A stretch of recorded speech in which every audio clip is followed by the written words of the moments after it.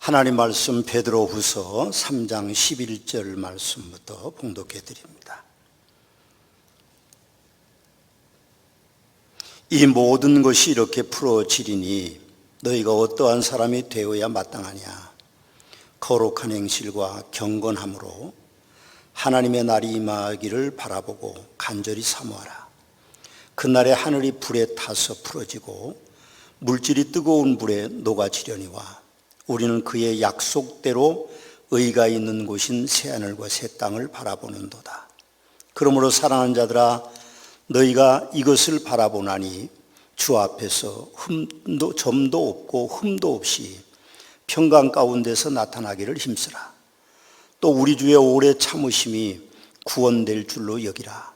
우리가 사랑하는 형제 바울도 그 받은 지혜대로 너희에게 이같이 썼고 또 그 모든 편지에도 이런 일에 관하여 말하였으되 그 중에 알기 어려운 것이 더러 있으니 무식한 자들과 굳세지 못한 자들이 다른 성경과 같이 이것도 억지로 풀다가 스스로 멸망에 이르느니라.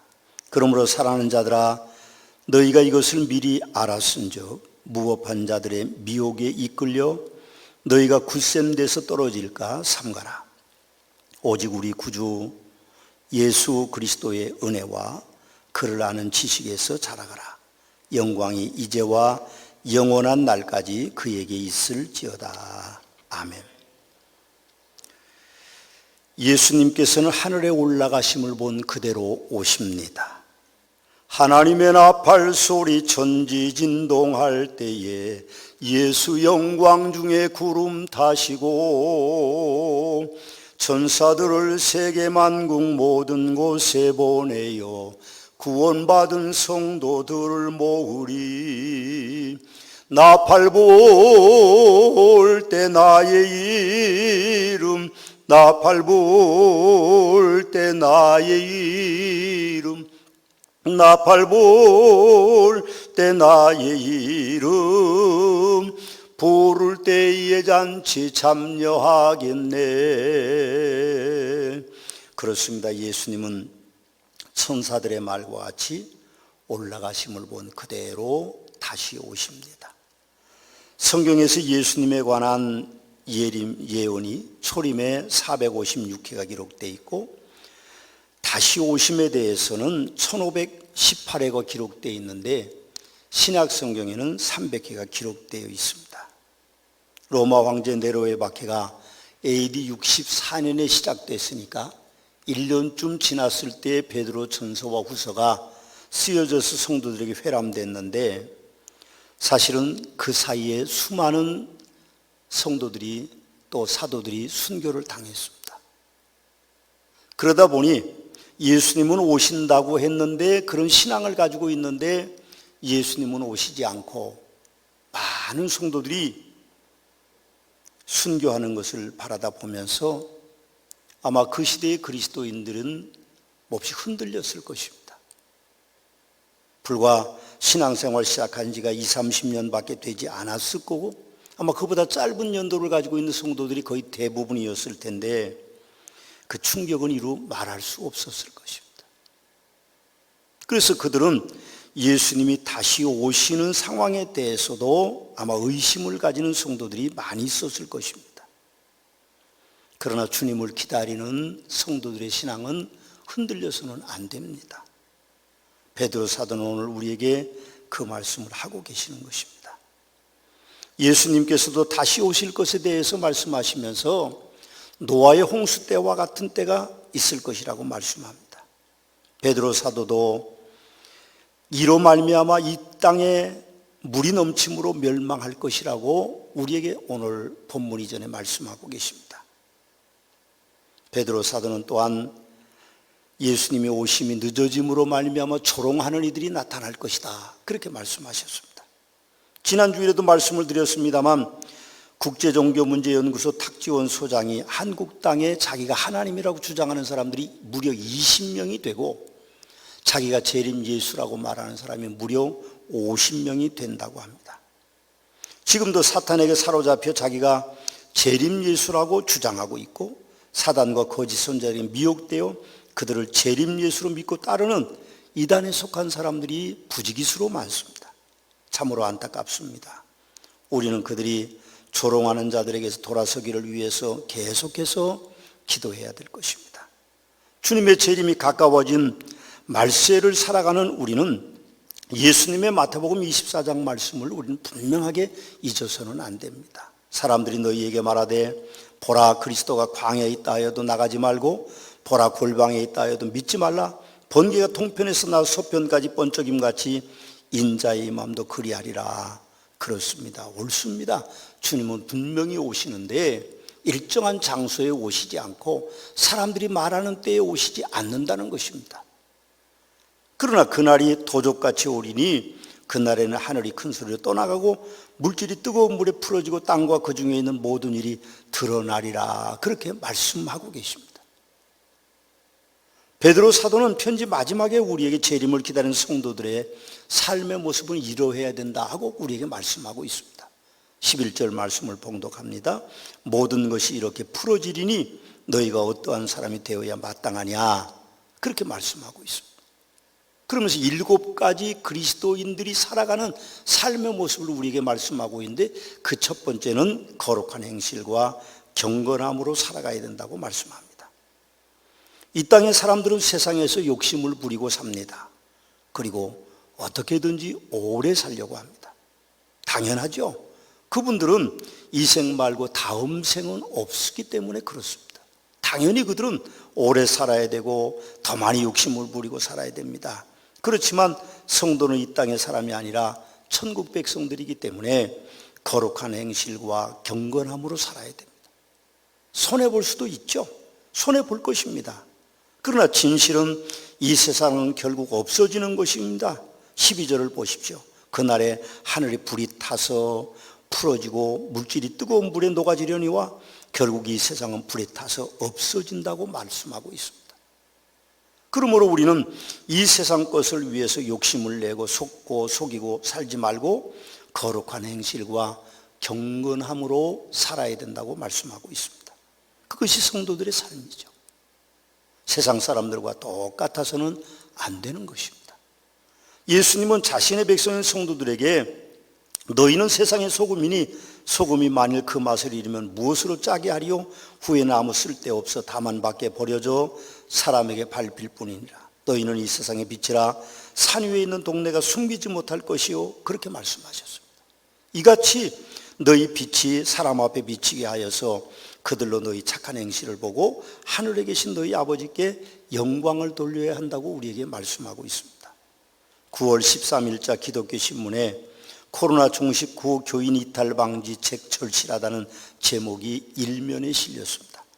소제목으로는 온라인 통한 교인 수평이동, 극단 성향 발발심으로 혁신 진보 성향 교회로 교인 쏠려, 유명 설교자 예배로 교인 참석 편향, 작은 교회 존립 위기가 실려 있습니다.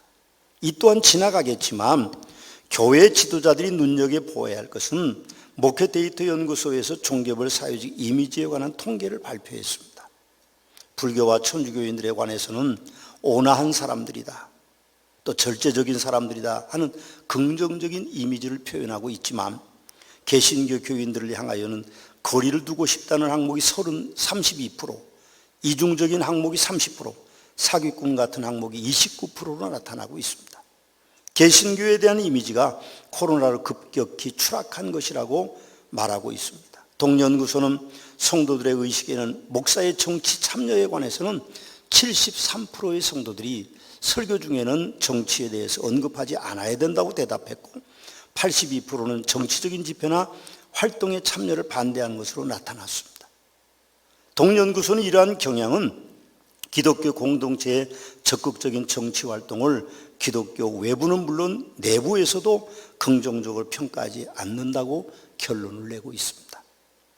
저는 통계가 그렇다고 교회와 성도들이 위축되어서는 안 된다고 믿습니다. 제가 사회의 분위기를 모르거나 무시하는 것은 절대로 아닙니다. 통계 숫자를 무시하는 건 아닙니다. 사람들이 사는 사회의 분위기보다 우선해야 되는 것이 하나님의 복음을 전파하는 것이기 때문에 우리는 위축되지 말고 오히려 이런 세대에도 우리가 똑바로 경건하고 거룩하게 살아서 사람들에게 그리스도인의 모습을 보여주고 복음 전파를 이루어야 된다고 생각합니다. 전도하기 이전보다 어려울 것이 분명합니다. 우리는 더 그러나 강하고 담대해야 될 것입니다.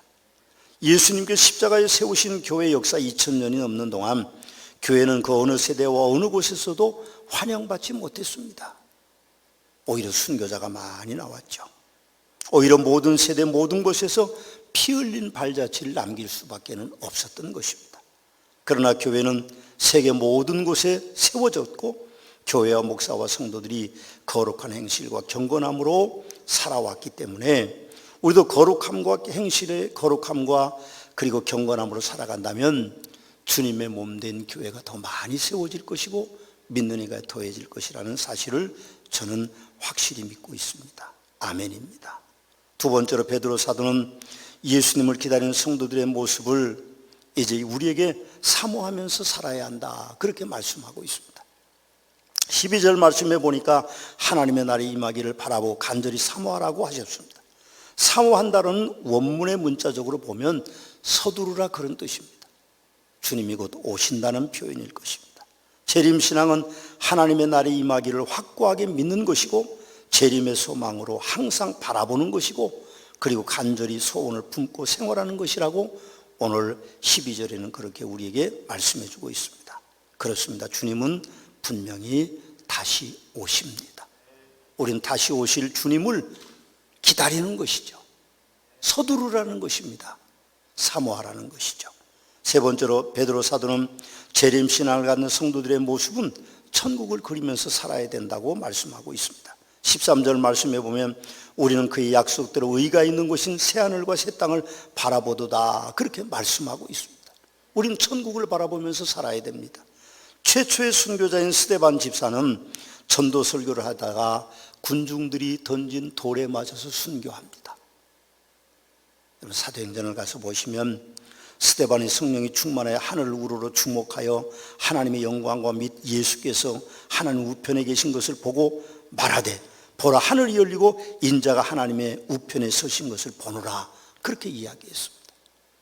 그는 복음을 증거하다가 돌에 맞아 죽으면서도 천국을 바라보면서 예수님을 바라보고 순교당했던 것을 우리는 봅니다.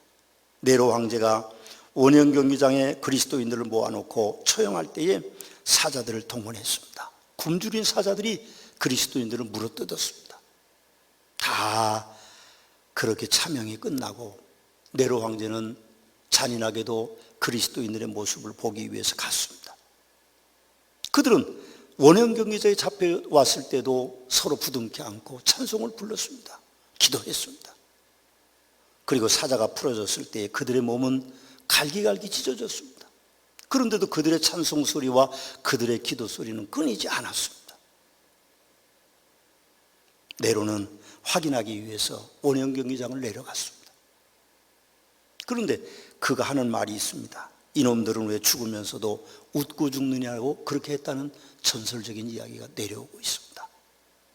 그분들은 몸이 갈기갈기 찢어져 사자의 밥이 돼도 그들에게 보이는 것은 아마도 스데반 집사가 보았던 천국의 모습, 천국의 보좌에 앉아 계시는 그 예수님이 그들을 맞으러 나오는 그 광경을 환상으로 보았기 때문에 웃으면서 처형됐다고 생각합니다. 여러분, 이 세상은 낙원의 인생일 뿐입니다. 언젠가는 끝이 나죠. 베드로 사도는 또 네 번째로 예수님이 기다린 성도의 모습을 주 앞에서 점도 없고 흠도 없이 살아야 된다고 말합니다. 14절에는 그러므로 사랑하는 형제들아 너희가 이것을 바라보나니 주 앞에서 점도 없고 흠도 없이 평강 가운데 나타나기 힘쓰라고 말합니다. 11절의 거룩한 행실과 경건함은 세상을 향한 성도의 삶을 말하고 있습니다. 그러나 오늘 14절의 거룩함은 하나님 앞에 선 성도들의 하나님과의 관계를 말하는 것입니다.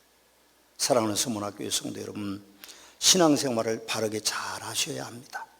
코로나 때문에 신앙생활을 느슨하게 내 마음대로 해서는 안 됩니다. 마치 개구리가 웅크리고 뛰기를 준비하는 것처럼 우리는 대면 예배가 다음 주부터 드리게 되는데 다음 예배 주일에 예배 드릴 때는 여러분들이 빈틈없이 모든 성도들이 나와서 하나님을 찬양해야 됩니다. 만약 50인으로 제한된다고 하면 예배 숫자를 더 많이 늘릴 것입니다. 그래서 우리가 예배 드리는 날들에 그 시간들이 귀하다는 걸 우리가 스스로 알고 준비하고 있는 성도들이 돼야만 됩니다. 금주부터는 오후 2시에 오후 예배에 이제 카카오 TV로 송출합니다.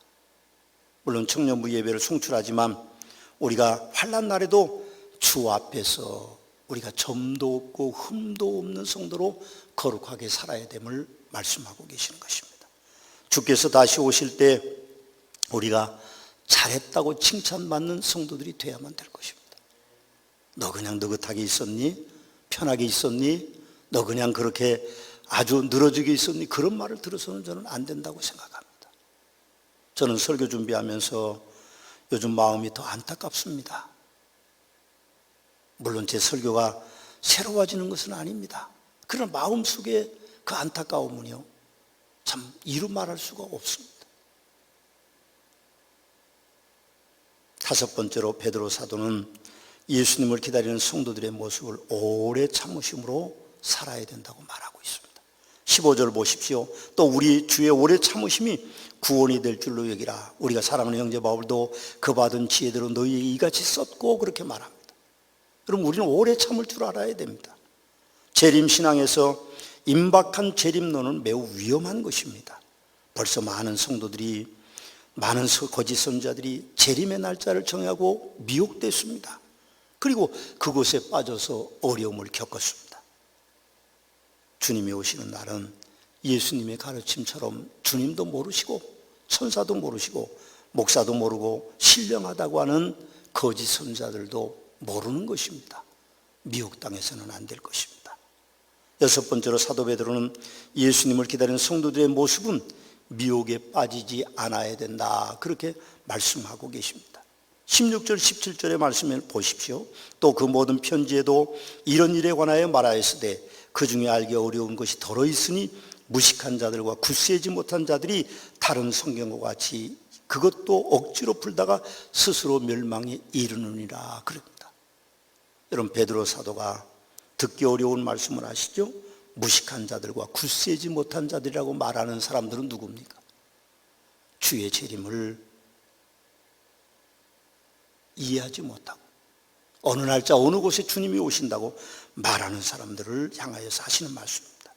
17절 말씀을 보면 그러므로 사랑하는 자들아 너희가 이것을 미리 알았은즉, 우리가 미리 알고 있지 않습니까? 주님이 말씀하셨잖아요.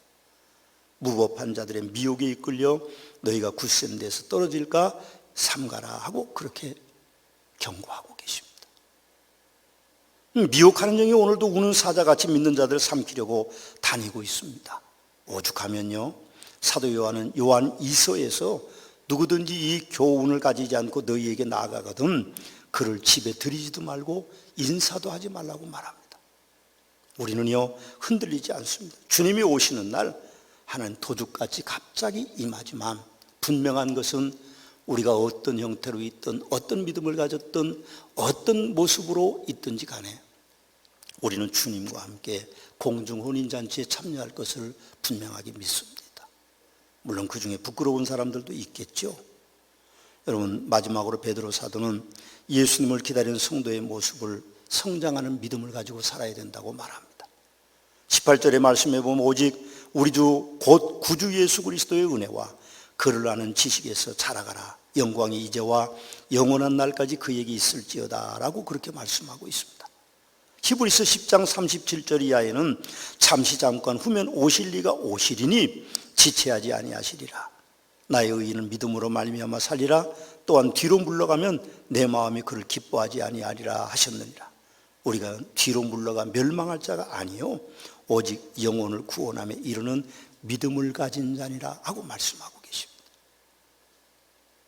히브리서 4장 16절 말씀에는 그러므로 우리는 긍휼하심을 받고 때를 따라 돕는 은혜를 얻기 위하여 은혜의 보호자 앞으로 담대히 나가야 된다고 말씀하고 계십니다.